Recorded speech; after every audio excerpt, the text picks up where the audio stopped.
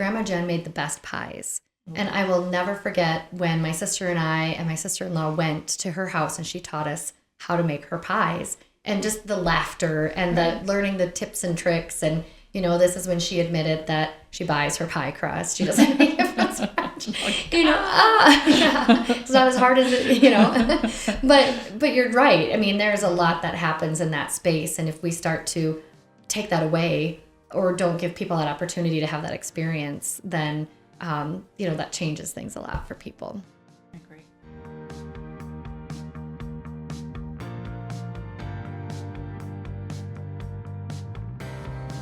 Welcome back to 50 Faces of Feeding South Dakota, where we are hosting conversation with 50 individuals who are part of our mission work to end hunger in South Dakota.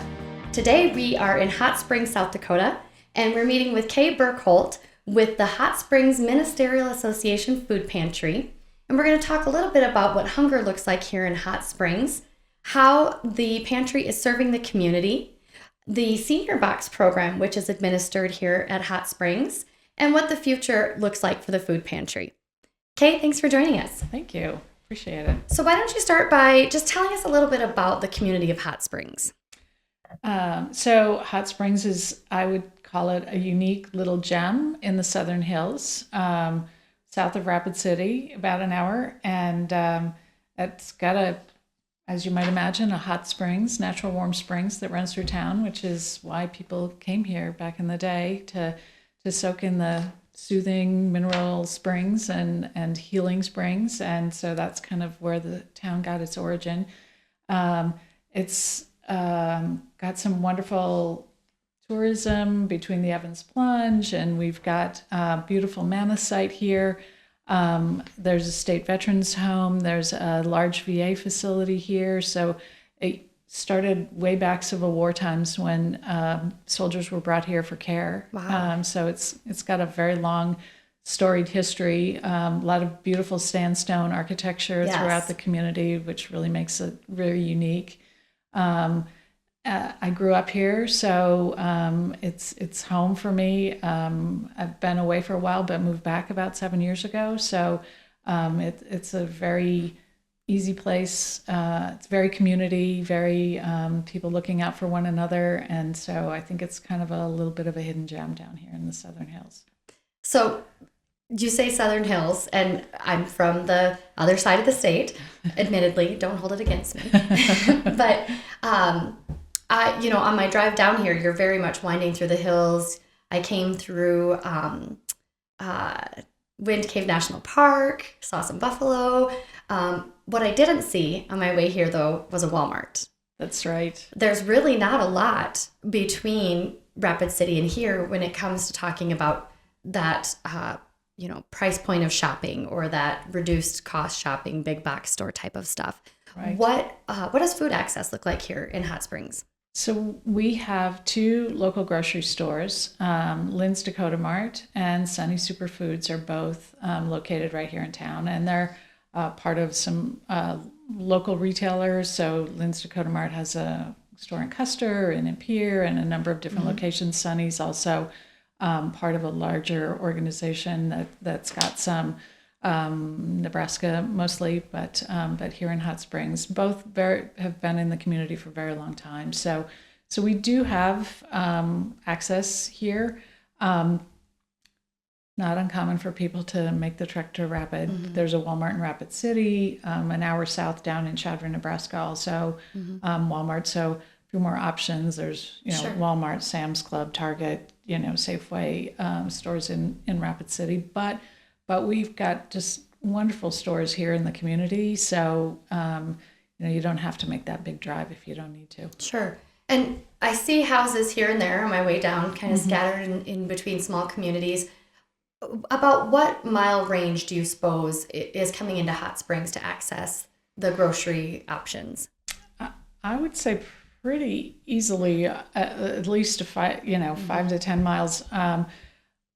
Edgemont is south of us a little ways, about 30 minutes. So those folks may be coming in this way. They may be heading to Nebraska because there aren't a lot of options there.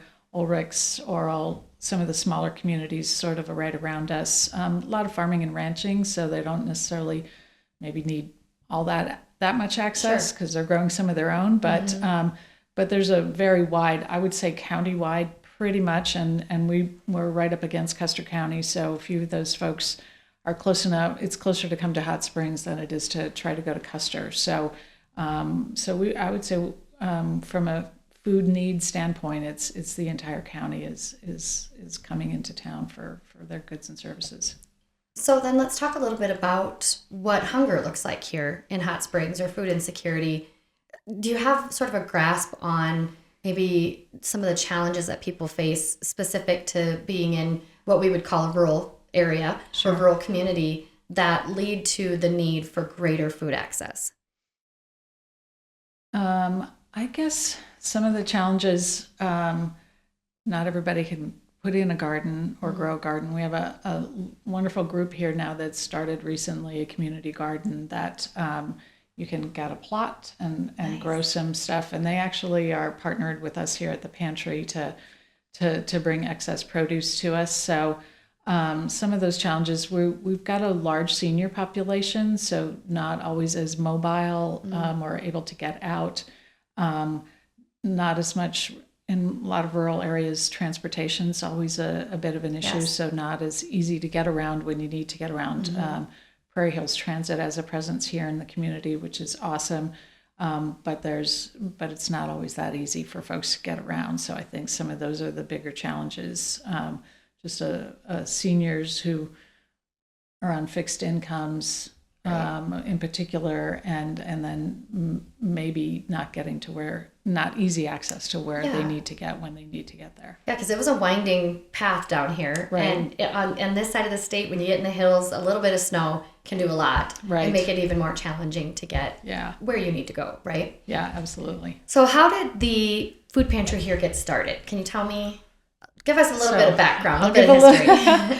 What I know about. So I grew up in Hot Springs and went to college in eastern South Dakota and at Dakota State. And from there took a job in Washington working for then Senator Pressler from South Dakota.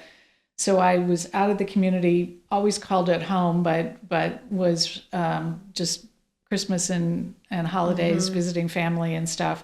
But about 7.5 years ago, I decided to make the move back and come back to Hot Springs. And when I came back, I had some experience where I was living with food pantry, so I wanted to get involved here. So now I've learned about it. And my understanding is that it started actually in the basement of one of the church offices in the early 1990s. Okay. And slowly kind of expanded as the need expanded, and found they were in a number of different buildings location-wise in the 90s. Early 1990s was the first records that I can find that the pantry was existing. Then the churches in the community came together and were working together then to try to address hunger and some other emergency assistance needs in the community, and formed the Ministerial Association. That happened in early 2004. They became a nonprofit organization. So we're a 501c3. And the churches in the community are all members. They meet monthly. And they oversee the pantry as well as some emergency assistance programs. So I'm hearing that as I'm meeting with community partners, that really food pantries just organically sprouted. Maybe just a couple cans of food that a church would connect with a congregant or somebody that the community had identified might need that. And that just kept growing and became what now in many small communities are food pantries, whether they're still located within a church or supported by a church. Right. And, Feeding South Dakota 50 years ago got started here in the Black Hills with the Black Hills Food Pantry. And that was at a time when the country was coming to the end of a recession. There was a lot of economic impact, increase in prices, people really on unemployment, and just this need, I think, in that late 80s, early 90s became very evident in communities that we need to get out and we need to just find a way to support people to help them get through this time. Right. And that's the thing with food insecurity and hunger is it does kind of ebb and flow, as the many things that impact it, whether it be price of goods. You know, Right. we've had inflation recently, grocery prices are higher, change in leadership, whether it be Democratic or Republican, change in many different factors. Right. Food Absolutely. assistance, farm bill, that type of stuff. So, but you have continued to grow. And when you came to work with the pantry, they were across the street, right? We were in a really tiny little space, about 600 square feet, with 3 freezers and a refrigerator and a whole bunch of shelves, and that was about all the room we had. Wow. So being able to store anything or take in larger quantities wasn't something we could do.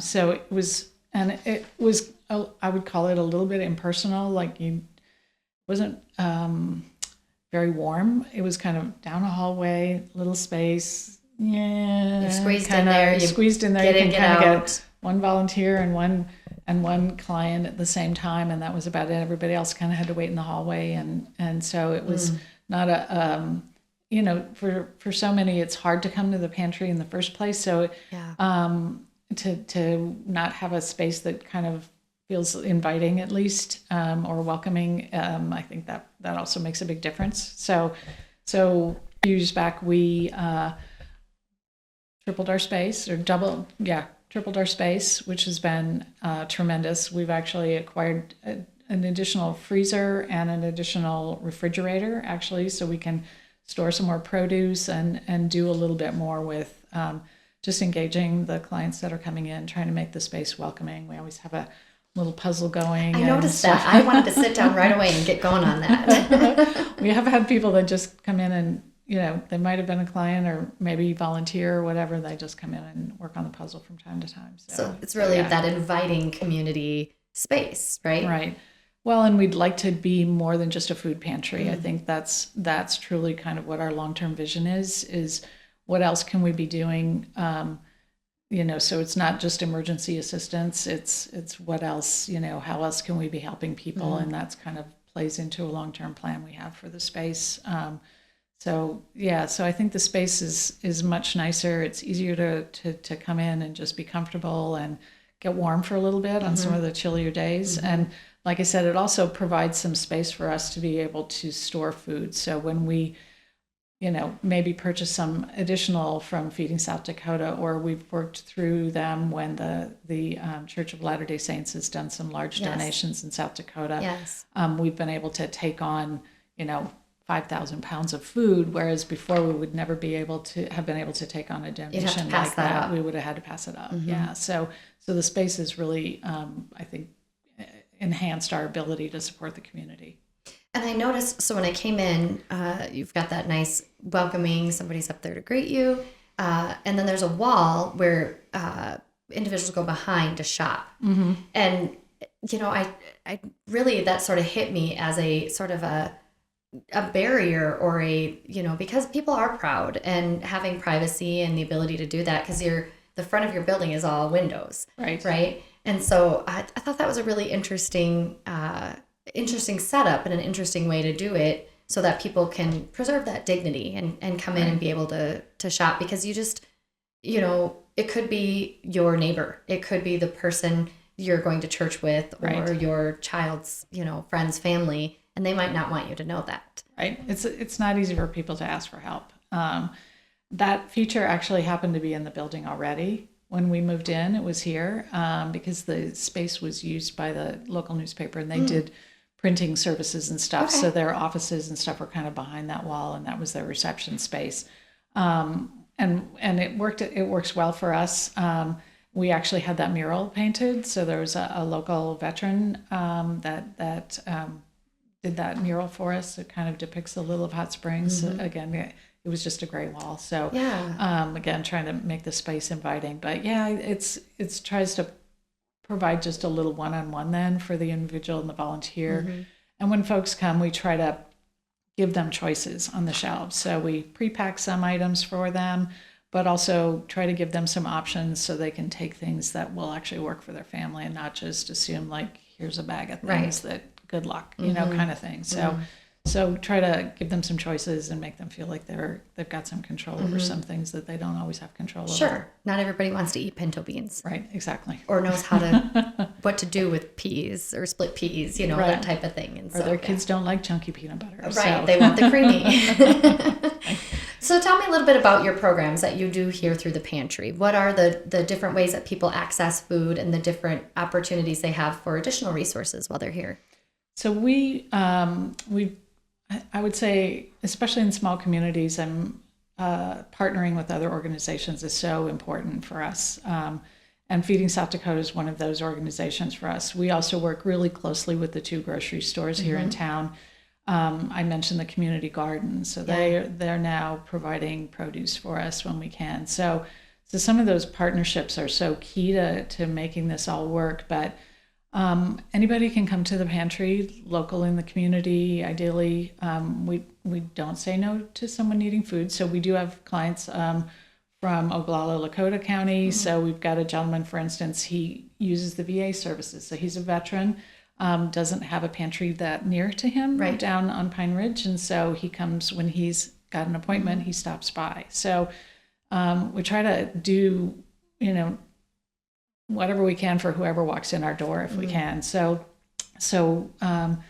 we just ask if you've got a local address. Even we've got, a few folks that maybe are transitioning, sleeping on a family member's couch kind of thing. It's like, wherever you are, we're here to help. We do just, ideally people come once a month, but if they've got a food assistance that they need outside of that once a month, please come back. So we assist with just regular food products, but we also administer the Senior Box program. Senior Box is kind of new to us, so we've only been doing it a couple of years. It's a program that we work closely with Feeding South Dakota. We try to encourage those clients that we know meet the age requirement, at least then, to reach out to Mary and the team out in Rapid City to see if they qualify from the other standpoints, the requirements of the program, and that's been a really tremendous addition. I mean, I think we started out with about 25 boxes, maybe. I think we're up to about 47 folks that get senior boxes that are on our list now. So we try to, we have a couple clients that are homebound, so we do drop them off for folks if absolutely necessary. Not as easy because we don't really have a easy way to do that. But, again, trying to, food is it's a basic need. And, food insecurity is tough. And it's, when you're not getting proper nutrition, everything else goes, so especially kids, if they're not getting the nutrition they need, they can't learn, they can't focus.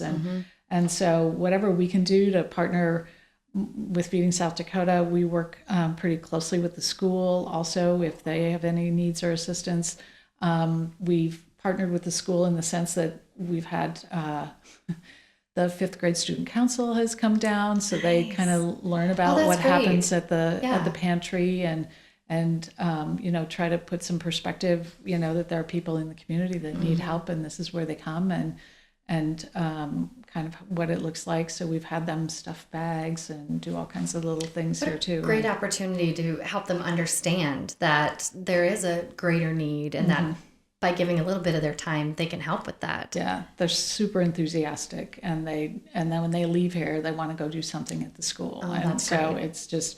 It's really tremendous. We do also work closely with Feeding South Dakota with the mobile distribution. So we have a mobile pantry that comes once a month. Actually, just yesterday. It was yesterday, yeah. Very cold. I should have hitched a ride with them. So we work once monthly with them, and it happens up at Butler Park, which is up near our library in town. That's about the biggest space we have to manage it. We usually do. Yesterday we did about 250 households, so it's That's a pretty incredible. Big distribution for us. The Edgemont and Custer locations also have distribution, so we're pulling kind of from the area. But if they can't get to one of the ones that's closer to them, they can obviously come to ours. So we've got a tremendous team of volunteers through the churches. Again, it's kind of nice that we've got those that we can tap into. We also work a little bit with the VA, so they'll bring folks that are here in the treatment program for a little bit of get out and outside therapy, if you will. So we're very lucky to have those folks come down and help support us, because they just work like crazy. I mean, they're just really awesome to work with. So we've got a really great team. Love the folks from Rapid that come down, Seth and Bob. We just met Bob yesterday, and Ethan, and everybody up there. I just can't say enough about the team that operates, that we get to work with. They're just as accommodating as they can be. I run up to Custer the day before and pick up the iPads and come down, so we're ready to go first thing. And we've recently been able to work with our local lumberyard Pro Build, and they come up with the forklift and help get everything off the truck. And so it really is a community, and it takes everybody. That it takes a village. It is absolutely true. But those partnerships really make everything work for everybody, and it just makes the community that much richer, I think. You're exactly right, and it really is about community taking care of community, and there are many ways that can be done, whether it be through volunteering or giving the resources that they can. I think it's great that you're getting a forklift, because I'm sure our team is like, this is amazing. Well, and our parking lot isn't paved up there, so in the winter especially. Oh gosh, with the hand, that doesn't. We've had some not. It gets stuck. Yes. Yeah, I agree with you about the team. We're so fortunate to have. There's not a person at Feeding South Dakota that I work with that does not have passion for the work that we do, and it's such a rewarding thing to do, which I think is your motivating factor, because you told me earlier, I'm a volunteer, and so we do what we can. So the food pantry, is that completely volunteer run? We are. Yep, 100% volunteers make this place go. And you just recently expanded your hours. We've expanded. So yeah, we've been for however long, always been 1 to 3, 1 to 3, 1 to 3. So in July, we decided to open up longer. So we open up from 10 to 3 now. 3 days a week, and then we're also open on Saturday. And part of that was because we got a small donation, or got a grant through a local organization to put in some computers. So there's another place besides the library to public access the internet and be able to get on if you need to during the day.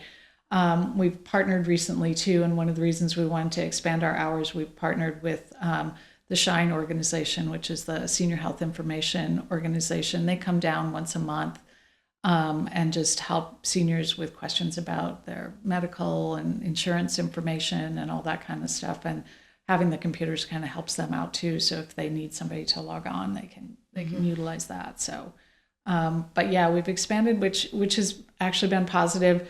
Not a big surge in the morning hours, but we've definitely had folks that it's more convenient for them to have that flexibility when they're stopping across the street to get their mail or wherever they're running errands, to be able to just pop in when they can. So it's been actually a really, I think, positive for us. Let's talk a little bit more about the senior program. You've mentioned that this is like the third time you've brought up the senior population in town, the Senior Box program, the SHINE connection. So the Senior Box program is a once a month box of food, and that is catered to meet dietary needs of individuals 60 and over who are living on a fixed income, so that they don't have to make those really tough choices of, am I buying my medication, which typically at that age there's more and it's more expensive, or am I buying food? And so that box is USDA commodity foods, and you have to qualify, so there's an application process and that type of thing. But you've seen a growth in that program here in Hot Springs. Right. Do you think that is because just as it's become more known over the last couple of years, or do you think, do you hear from any of the seniors who are receiving the boxes about the impact of that food and the necessity to have that? So I think it's a little bit of both. So I think it being known and how easy it is to just be able to do it. It's a phone call up to Feeding South Dakota. You can do it all over the phone. Yes. There's not a lot of paperwork and things like that. So I think the ease of being able to do it. I think the contents in the box, because I've obviously looked at it and seen, it's focused for the seniors, some low sodium, some healthy grains and things like that, which And the cheese. Don't forget the cheese. And the Like cheese. that is the deal right Yeah. there. Everybody wants that. Well, and we have some clients who are one daughter, I will say, daughter picks up for her parent, and she said, we really rely on this. So and I've got another one that was like, he says he doesn't need anything, but he does, and so she said, and so sometimes that's coming out of my pocket, and that's not always easy for us to do too. Right. Their fixed income. So the box really helps a lot of families in a lot of ways, just kind of the same thing, getting over a hump every now and then, or being able to count on that and rely on that, I think is really a big deal. And I just am really impressed with the items that are in there.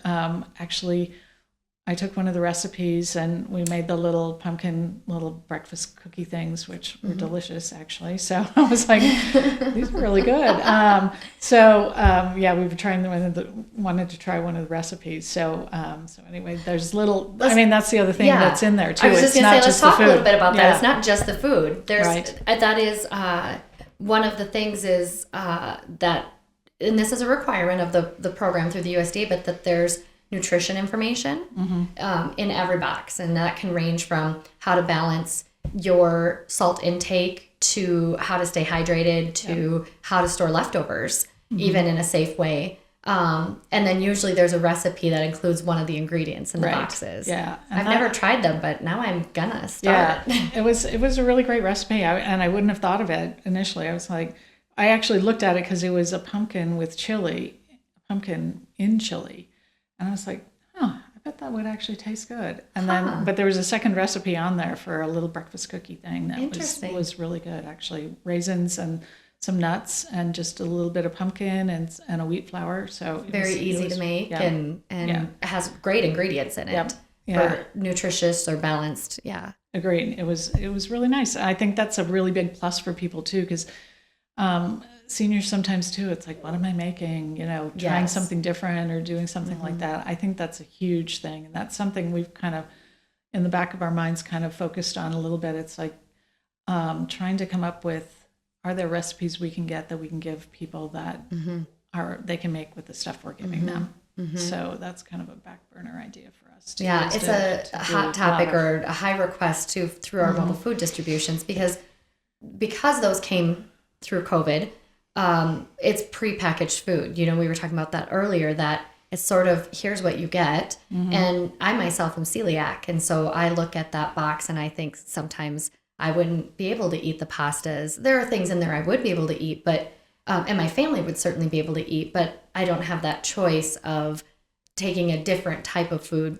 It's efficient. Right. It's a great way to distribute a lot of food to a lot of people in a short amount of time. But now that we're post-COVID, there's really this desire to get back to choice and being able to pick what what people want and not just, this box of food. And however, we do see that those foods tend to come back into, and maybe you see it too, like donated back to the food pantry. What a family won't eat, they know can come here and go back. Yes. Into the community. Yeah. And sometimes it is just lack of knowledge. There's legumes in those boxes. That's USDA food. And that comes from USDA. We don't even have a lot of choice about that. But people don't know you have to soak those peas before you make a split pea soup or, that different type of stuff. So even just the education part is very important and very highly requested. So maybe I'll make a note there. Well, and that kind of feeds into our one of our long-term ideas for our building, the building we are in. We've got a long-term idea to be able to do some teaching. So to put in a teaching kitchen, to take some of those things we get so that people aren't intimidated to take the beans because they're much less expensive. So they're saving you on budget and they're much healthier than just opening a can. So it's a great protein source. So one of our long-term ideas is to potentially have a teaching here at the facility.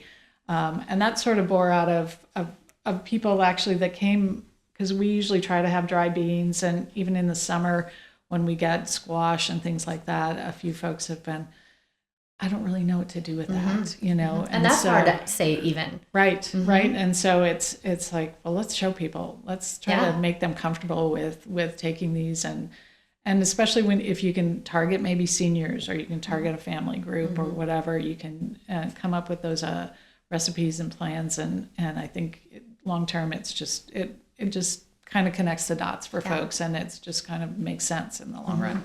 And people learn differently. Right. So it's one thing to read a recipe. It's another to come into a kitchen where somebody's guiding you through the process. And I think it's such, even the younger generations who probably aren't doing a lot of cooking. And I grew up in the era where convenience foods became a big thing. I ate a lot of frozen pizza and mac and cheese and, you know, that type of thing. And I raised my kids on that because that's what I knew.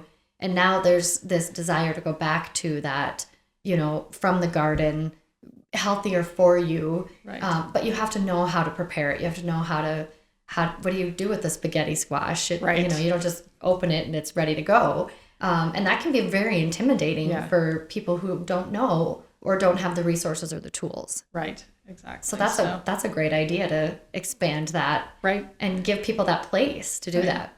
Well, and I think the other thing that it brings, not only the place, but I think it just helps build that sense of community for folks too. And you may have seniors, I'm thinking in particular, who, you know, they may or may not have folks reaching out to them, or they may or may not have a drop-in from Meals on Wheels, and they may be in a facility where there's others, you know, they may be at home alone, you know. So I think it just sort of helps foster the community, connection for folks as well. So I think that the kitchen is always a place, you know, even around the holidays, like everybody's always in the kitchen. Like it's that gathering. Things are cooking. It's there's more to kitchen than just being the place where the food gets prepped. So I think in the long term, it'll be really cool. My grandma Jen made the best pies. And I will never forget when my sister and I and my sister-in-law went to her house and she taught us how to make her pies, and just the laughter and the learning the tips and tricks. And you know, this is when she admitted that she buys her pie crust. She doesn't make it from scratch. You know, it's not as hard as it, you know. But you're right. I mean, there's a lot that happens in that space, and if we start to take that away or don't give people that opportunity to have that experience, then you know, that changes things a lot for people. I agree. Well, I think you have great visions for the future here of the food pantry. But I have one question for you. Yeah. And it's going to catch you off guard, maybe. If hot springs were fruit or vegetable, what would it be?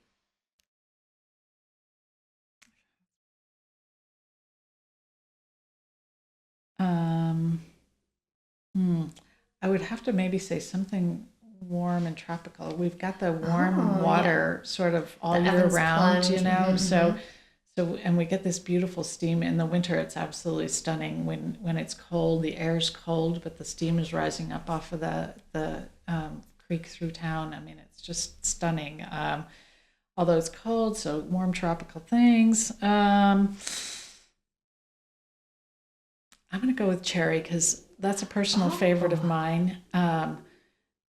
Sweet, a little tart. Red, warm. Easy to... Yeah. Great in pie, great cold. You can eat it in a number of different ways. Yeah. And it's just more of a bias. I'm a big fan of the cherry. I can see it. Yeah. I can see it. I can align with it. You're right. Well, that was off guard. See? I can't let you prepare for it. Otherwise I won't get that. You know, I like the challenge. Well, thank you so much for joining us today. And thank you for being here for another episode of 50 Faces of Feeding South Dakota. We look forward to seeing you next week for further conversation about how we're working toward ending hunger in South Dakota.